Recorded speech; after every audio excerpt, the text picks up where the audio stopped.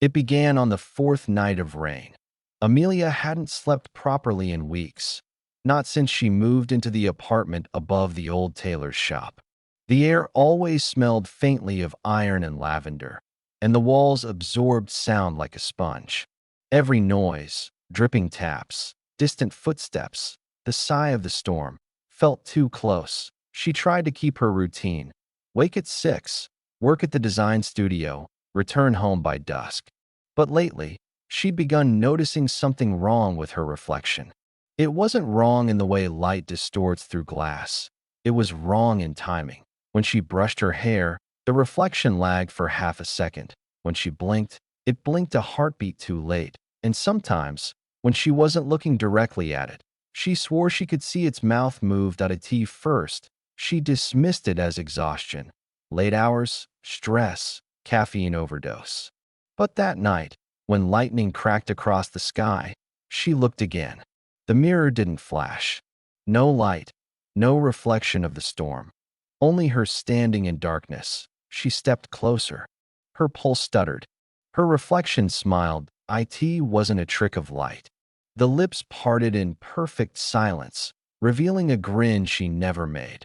Her reflection leaned forward, just slightly, but her real body didn't move. The sound of rain faded into nothing. The world hushed.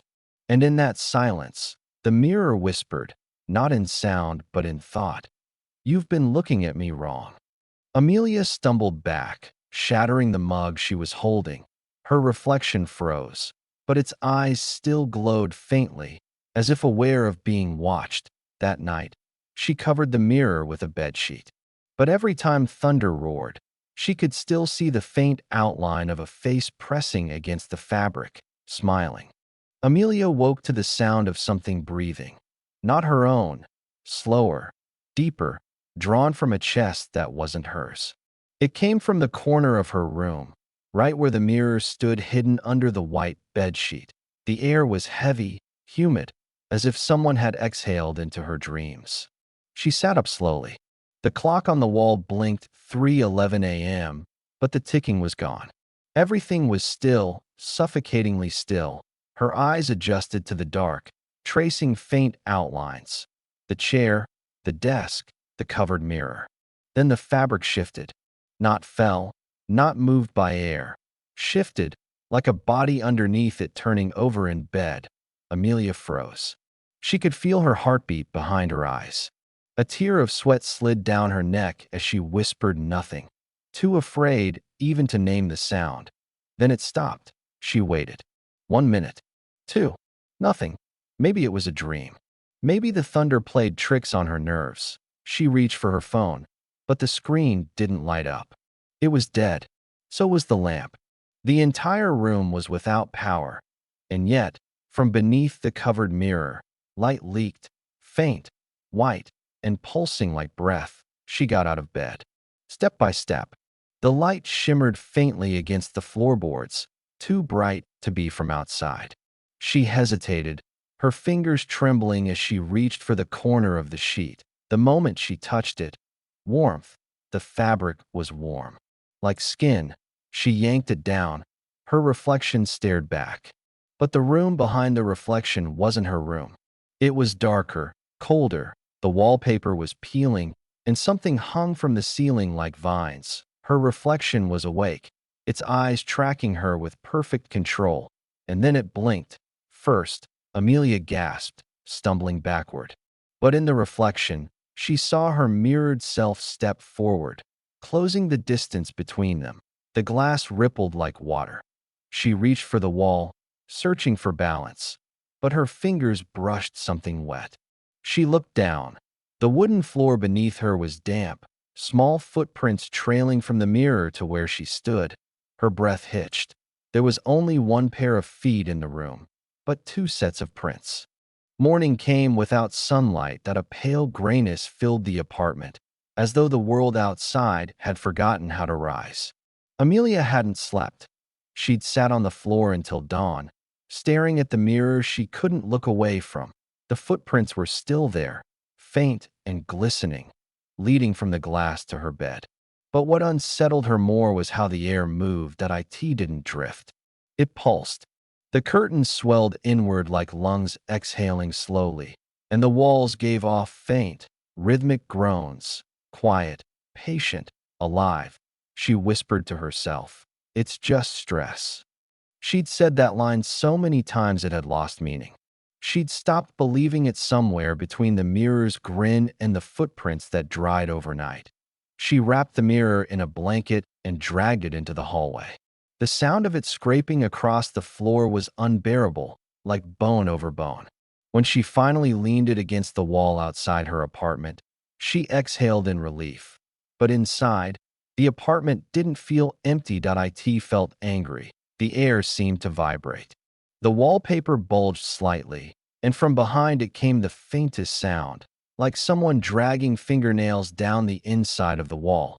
She stepped closer, pressing her ear against the plaster.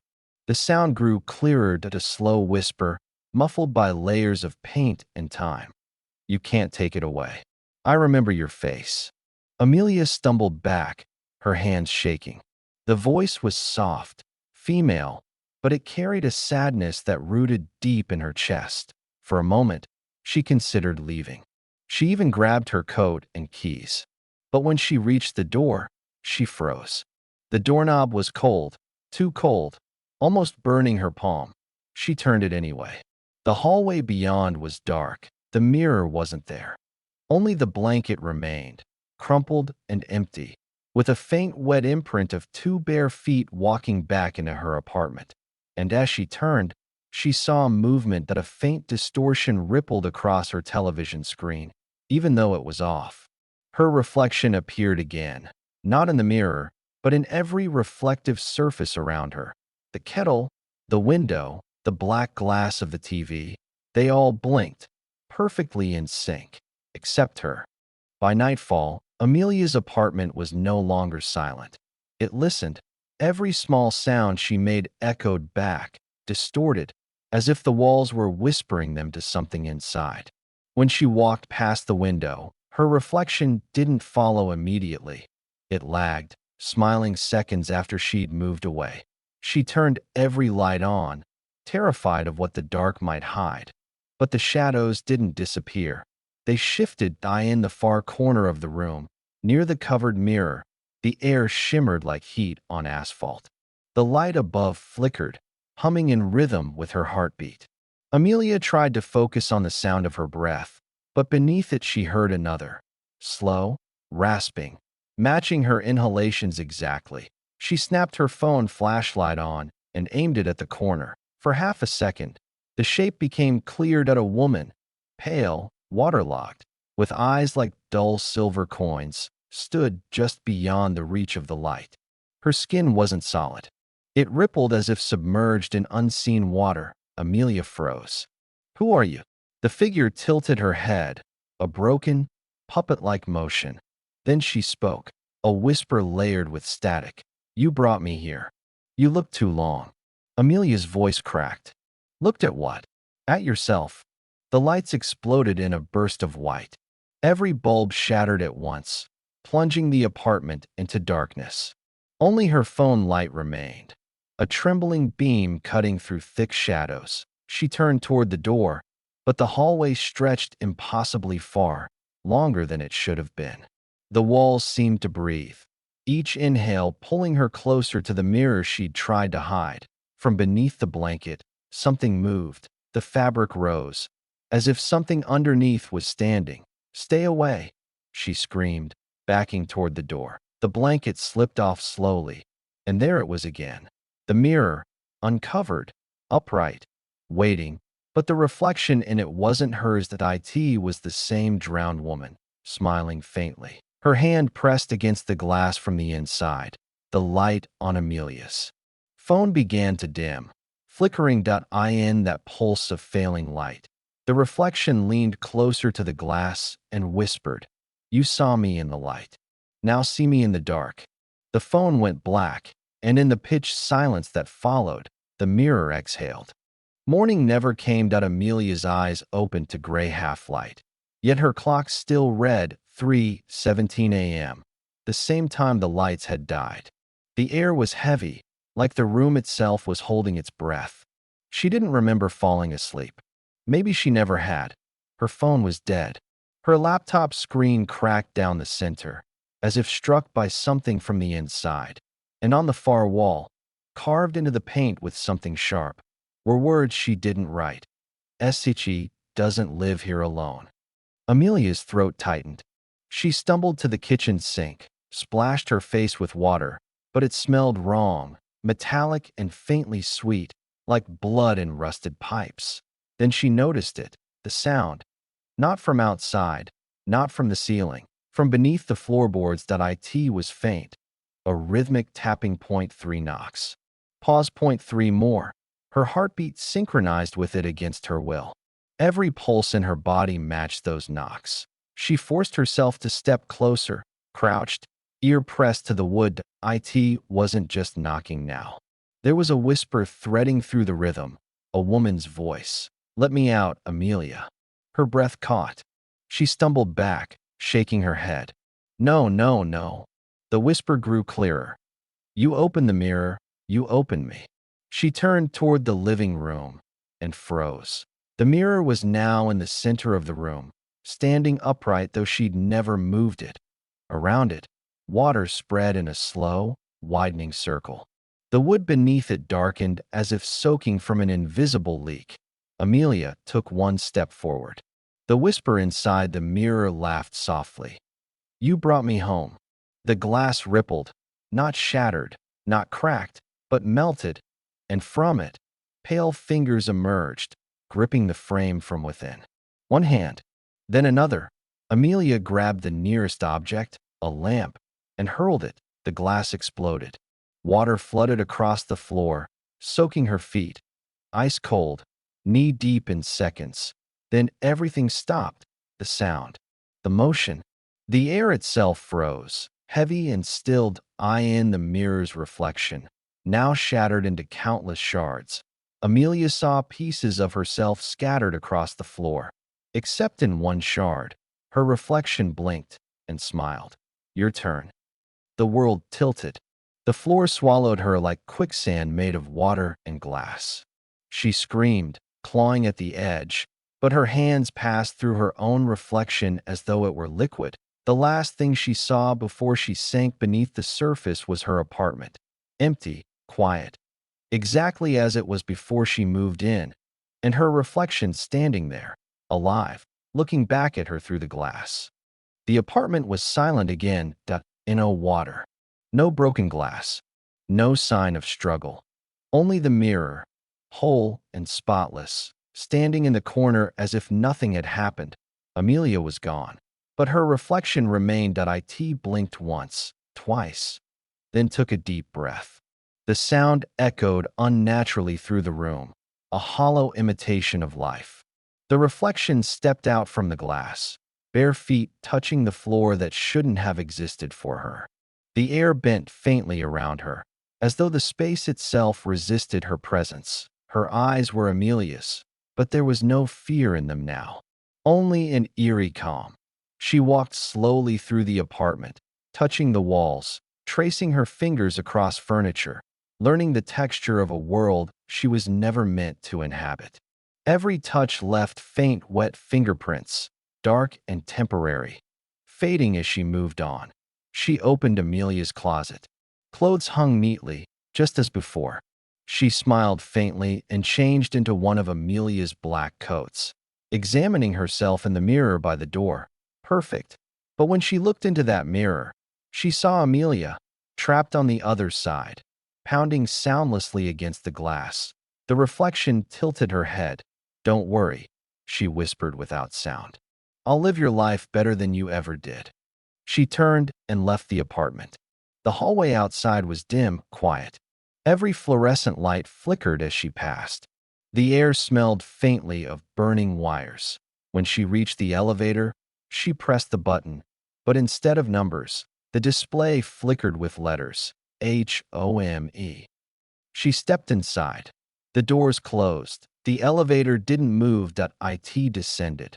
Not down through floors, Down through time.as, the digital panel glitched and sparked. Images flashed across the mirrored walls. A woman decades ago, hanging herself in that same apartment. A maintenance worker bricking up a door. Tenants vanishing, one after another, every few years. And always, a mirror left behind. The reflection smiled. She was not the first to escape. When the doors opened, she stepped into a version of the city that was wrong. Silent streets, no people, lights flickering with no power source. The sky pulsed red like a living thing. She began to walk. Somewhere in the distance, another mirror stood upright in the middle of the road. Inside it, another woman was pounding desperately, begging to get out. The reflection stopped, her smile widening. She turned away, because now she understood. Mirrors weren't reflections. They were gateways, and she was free. The apartment above, real or not, still waited quietly, ready for the next tenant. And somewhere in the glass, Amelia screamed silently, her voice forever trapped behind her own eyes. 2 months later, the for rent sign outside apartment 604 was taken down. The building's owner, an old man named Mr. Keene, didn't like to talk about the place. Every tenant he'd ever leased it to either vanished, broke their lease in terror, or simply stopped existing in any record. But the market was tight, and the young couple who came to see it didn't ask questions. They were cheerful, Mark and Lila, both in their late 20s, excited to finally find something affordable. The apartment smelled faintly of disinfectant and new paint. The furniture had been cleared, the lights replaced, and the cracked tiles patched up. Cozy, Lila said, smiling at Amar. Keene forced a nod. It's quiet. Good neighbors. He didn't mention that there hadn't been neighbors for nearly a year. When the couple signed the lease and moved in, everything seemed fine. For a while, the nights were colder than they should have been. The air seemed to hum faintly, as if a distant vibration ran through the walls. Sometimes, Mark thought he heard faint tapping sounds behind the plaster, like someone knocking from inside. Lila brushed it off. Old buildings make sounds. But then came the mirrored. It hadn't been there when they moved in. One morning, it simply was, tall, rectangular, standing in the corner near the bedroom window. A faint layer of dust on its frame, as though it had always belonged. Lila liked it. She said it made the room look bigger. Mark hated it instantly. When he looked into it, his reflection lagged. A blink too slow, a movement slightly off sync. He tried to ignore it, but every day it grew worse. Sometimes his reflection smiled when he didn't. Lila didn't notice anything wrong, or maybe she did, but by the time she mentioned it, it was too late. One night, she woke up to the sound of whispering. Not from the hallway, not from the floor above, from the mirror. A soft female voice, calm and rhythmic, murmuring in a language she couldn't place. When she looked up, the reflection wasn't her. It was another woman, standing just a little too close on the other side of the glass. Lila screamed. Mark ran in, but when he turned on the light, everything looked normal. The mirror showed only their confused, frightened faces. After that, Lila stopped sleeping in that room. She stayed on the couch, lights on all night. Mark covered the mirror with a blanket. But in the morning, it was always uncovered again. 3 days later, Lila disappeared in no forced entry. No signs of struggle, just her phone on the floor, still recording a voice note, a whisper saying, "She's coming through." Mark tore the apartment apart. He smashed the mirror, shattered every piece into dust.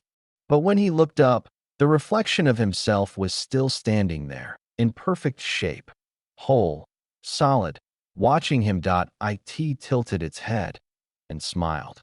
When the neighbors heard the crash that night, they called the police. By the time officers arrived, apartment 604 was empty again. Only a mirror stood upright in the middle of the living room, its surface clean, flawless, and new, as though it had never been touched. After Mark and Lila vanished, the apartment was sealed again, and no one entered for months, not even the cleaning crews. The building's owner, Mr. Keene, finally locked the door with trembling hands and left the key with a heavy heart. He knew that apartment 604 was more than haunted. It was hungry, but hunger never sleeps forever. It was late autumn when an unmarked black van pulled up outside the building. Two people stepped out, both dressed in long, dark coats. Their faces were pale from the cold, their movements sharp, precise. They didn't speak to the landlord or the tenants. They simply moved up the stairs as if they already knew the way. The woman carried a small case of tools. The man carried nothing but a small, round mirror with strange markings etched around the rim. They were investigators, not police, not psychics, but something in between. People who worked for a nameless branch of an organization that dealt with what shouldn't exist. When they entered apartment 604, the smell hit them first. Not rot, not dust, but something wet, like the scent of rain on cold metal. The man, whose badge read D. Arlen, knelt near the floor and placed his mirror upright. It vibrated faintly, as if recognizing its surroundings. The woman, Dr. Vera Holt, pulled out a device that emitted a low-frequency hum. The mirror in Arlen's hand responded, flickering with faint images. "There it is," Vera said quietly. Residual echo. 3 victims in the last decade, all with the same signature. "Not echo," Arlen replied. "It's still alive." The lights flickered as the air thickened. The mirror across the room, the one that should have been shattered, stood perfectly whole again. Its surface rippled gently, like water in a deep well. Vera set her device down and began recording notes. Energy field consistent with class 9 transdimensional aperture. Looks like another keeper's imprint. Arlen's jaw tightened. So it's true. She's active again. They called her the Mirror Keeper. A being, or perhaps a curse, older than any building, older than any story. Wherever she appeared, reflections ceased to belong to the people who made them. They became gateways. Vera slowly approached the mirror.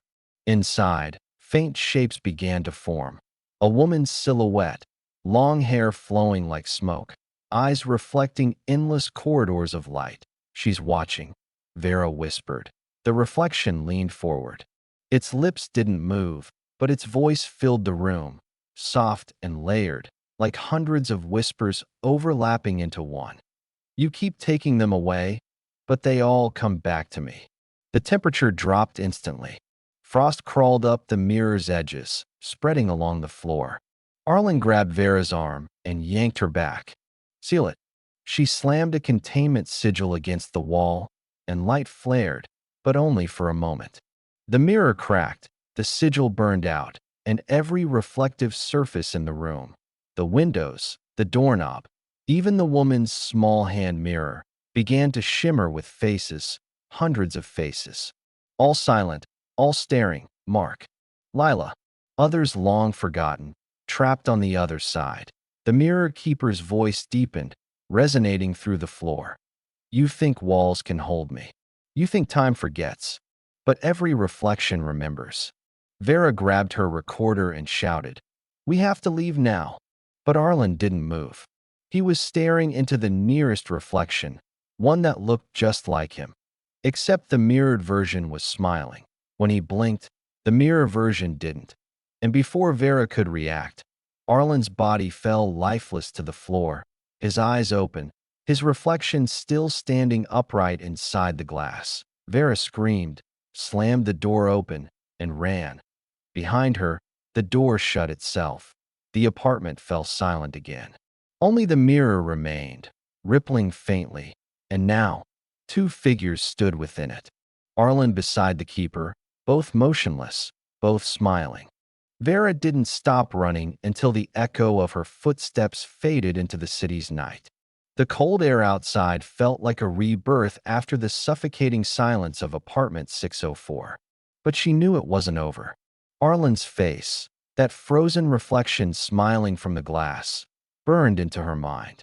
The Mirror Keeper had claimed him. She couldn't save him now, but maybe she could end this. Vera drove straight to an old government archive outside the city, a structure known to very few. disguised as an abandoned museum. Behind its locked gates, it housed thousands of case files that never existed publicly. Hauntings, possessions, disappearances labeled as urban decay. She used Arlen's clearance card. It still worked. Inside, the lights hummed faintly, flickering like distant memories.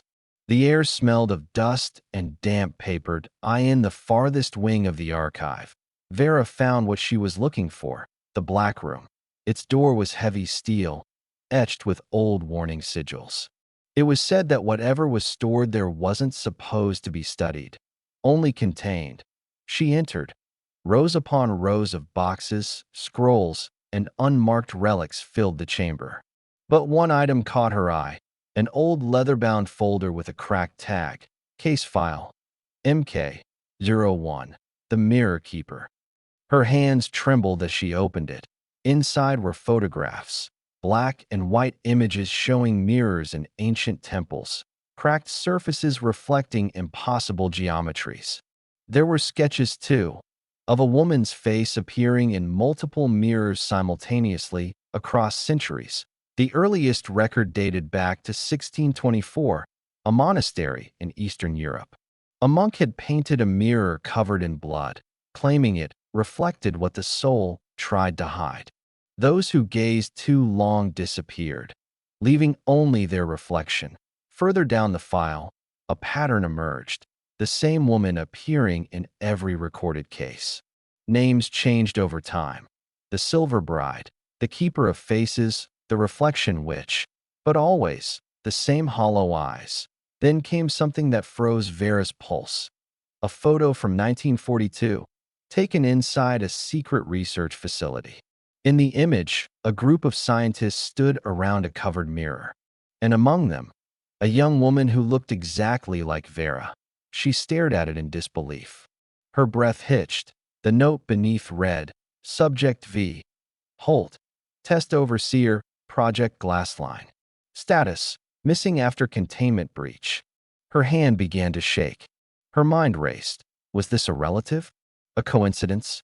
Or had she been here before? Suddenly, the lights dimmed. The hum of electricity faded. In the reflection of the glass cabinet before her, she saw movement, slow, deliberate. A shadow behind her shoulder. She turned. No one, but the reflection didn't match. In the mirrored surface, her own reflection smiled faintly. A cold, knowing curve of the lips she hadn't made. Her heart pounded. She stepped back. No, not again. From somewhere deep in the archive, paper began to rustle. Shelves trembled, old files falling open as invisible hands tore through history.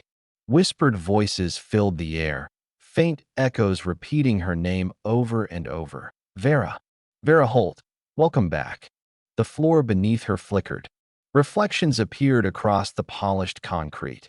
Countless mirrors forming out of nothing, surrounding her in a circle of shimmering glass.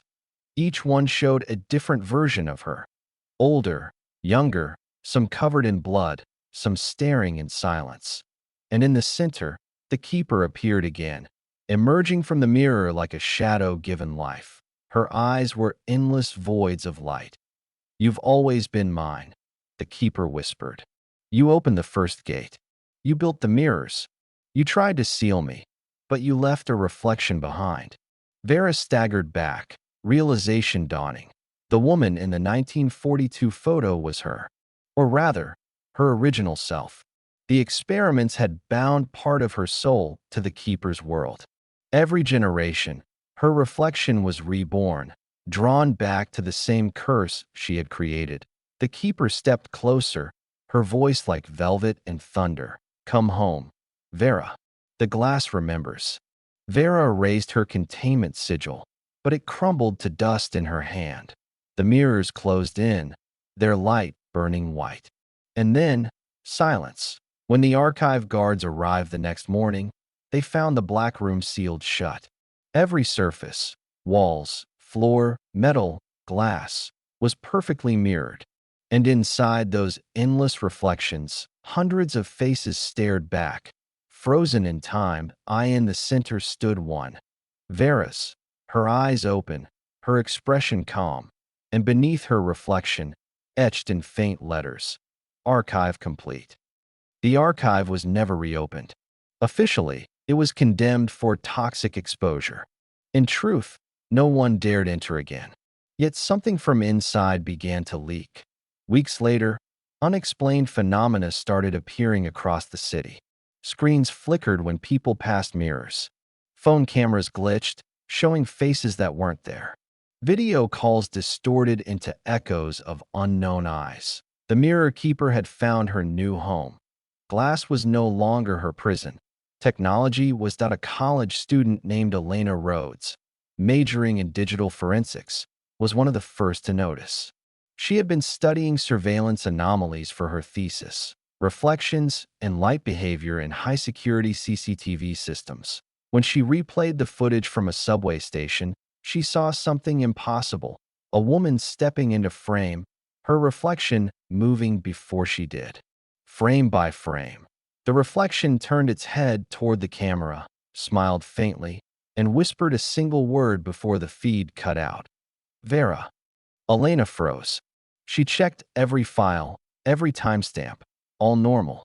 But the audio analysis revealed hidden data patterns, waves shaped like old containment sigils. She didn't know it, but she'd just opened a digital mirror. Within days, the anomaly spread, first through CCTV networks, then social media filters, then live streams. Anyone watching a reflective surface online began to experience faint distortions, faces appearing for a fraction of a second, eyes glowing faintly behind them. The global incident was dismissed as an AI visual bug. But those who stared too long at the glitch began to vanish from their homes. Devices left recording, mirrors cracked, screens darked. Elena's curiosity turned into terror when her own laptop camera began activating at night. One evening, she woke to the sound of faint static, her monitor flickering in the darkness. That on screen, her reflection smiled. Not a glitch. Not her. The reflection leaned closer, pressing its hand against the inside of the glass. Her screen began to bend, pixel edges warping like melting metal. From the other side, faint whispering voices spilled out. Hundreds of them, overlapping. "We remember. We remember you." Elena stumbled backward, grabbing her phone to record, but the phone's black screen now reflected a single pair of glowing eyes. The keeper had found her signal. The reflection spoke. "Vera set me free. You gave me windows in every world." Elena threw the devices away, but every surface around her, windows, TV, even her watch, began to shimmer with faint movement. The reflection now existed everywhere.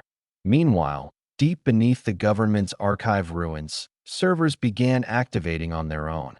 Old data logs from Project Glassline recompiled, syncing with the global network.